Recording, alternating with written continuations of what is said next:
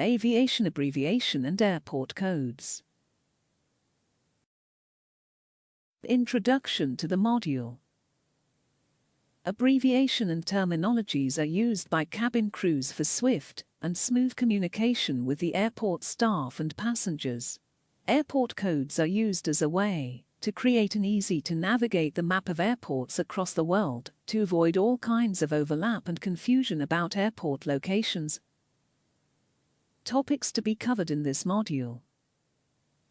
Frequently used terminologies. Aviation abbreviations and acronyms. Airport codes given by IATA and ICAO. Frequently used terminologies. There are some group of words that cabin crews frequently use in their working hours. These are short terminologies or abbreviations that refer to various operations or tools or parts of the duty a cabin crew regularly faces throughout his career. Some of them are listed below. 0:00 or 0:100. A very early morning report time, before the sun comes up.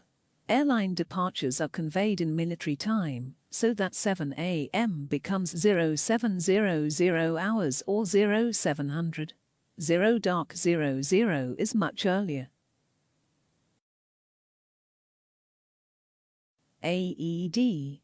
This means automatic external defibrillator, a machine used to monitor heart rhythms and administer a shock to an irregularly beating heart. All-nighter. Most people call these red-eye flights. These are flights that leave late at night and arrive early the next morning, usually because of time zone differences traveling from west to east. Bidding. The process of selecting a monthly schedule from those available in seniority order. Commuting.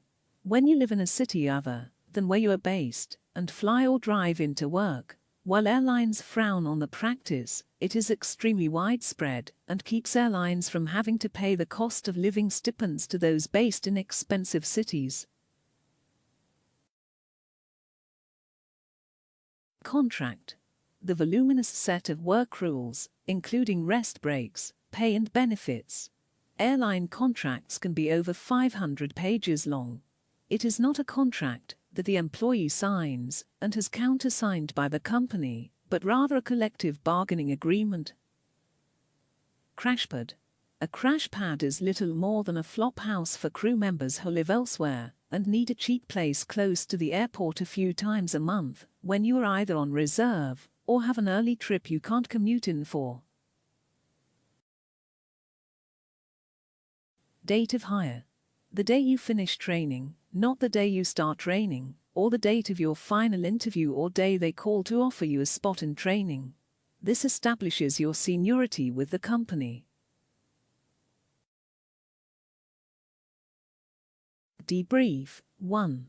A meeting after a flight or specific event that requires authorities, the police, the airline, CAA or other, to get information about what happened, how effective procedures were, what could have been done differently, and to offer advice or counseling. A debrief is mandatory after any crash or critical incident. Debrief. 2. A small crew get-together or party held during the layover, usually in someone's hotel room, often with leftover adult refreshments procured from the airplane. Dog trips. Difficult trips where you work like a dog, either because of early start times, large number of flights per day, several meal services, few crew members, short layovers, long days, or any combination of these. These are undesirable trips that few would want to fly. Domicile. Also known as your base city, this is where your trips originate and terminate. Drop. Getting rid of a trip on your schedule. You might be able to drop a trip to another cabin crew, or give it back to the company, depending on the circumstances. When you drop a trip, you are not paid for it, and your hours for the month are reduced accordingly. Duty rigs. The allowable amount of time you can work and compensation ratios. EPTs. Emergency procedures training or annual recurrent safety training. Furlough. Furlough is a military term meaning a temporary break from duty. In the airline industry, it is an involuntary firing, but with recall rights that stipulate that the airline will bring a FURLOUGHEE left parenthesis the one who is in furlough back before hiring other workers. Hold. What did you hold this month? Your assigned schedule selection. Holding pattern. When you are near an airport but are not immediately able to land because of weather or excessive traffic. Since an airplane can't park in the sky, the plane circles a 20-mile area until it is okay to land. In-flight manual, in-flight handbook. The flight attendant's Bible with all the information you need about airplane specifics, what to do in an evacuation, malfunctions, medical situations, service procedures and all the items you need to know to do your job, but might forget. It is required for each flight attendant to have an up-to-date manual and does periodic spot checks throughout the year on all carriers. In seniority order. Those hired first have first pick in schedules, trips, standby, etc. In reverse seniority order. When the company assigns training or other duties based on the last person hired. Jump seat.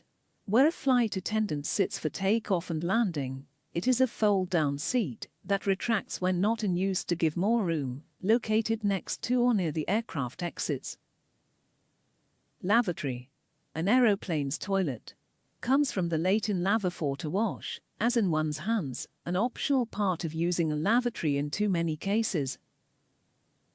Layover. To the traveling public, this refers to the time spent waiting in an airport between connecting flights. To airline employees, the layover is the time and city where you are off duty in a hotel room between legs on different days. Leg. One flight, or more specifically one takeoff and landing, like a leg in a relay. Manual. Your guide to an emergency, medical and other procedures required on each trip. Narrowbody. A single-aisle aircraft which is a smaller plane with fewer seats, larger than some wide-body aircraft. New hire. A flight attendant who has recently finished training and has been working less than about 6 months. Someone in training is a trainee and has not yet been offered employment and thus does not get paid. New hires are on probation and subject to more scrutiny and can be fired much more easily by the company with little or no just cause.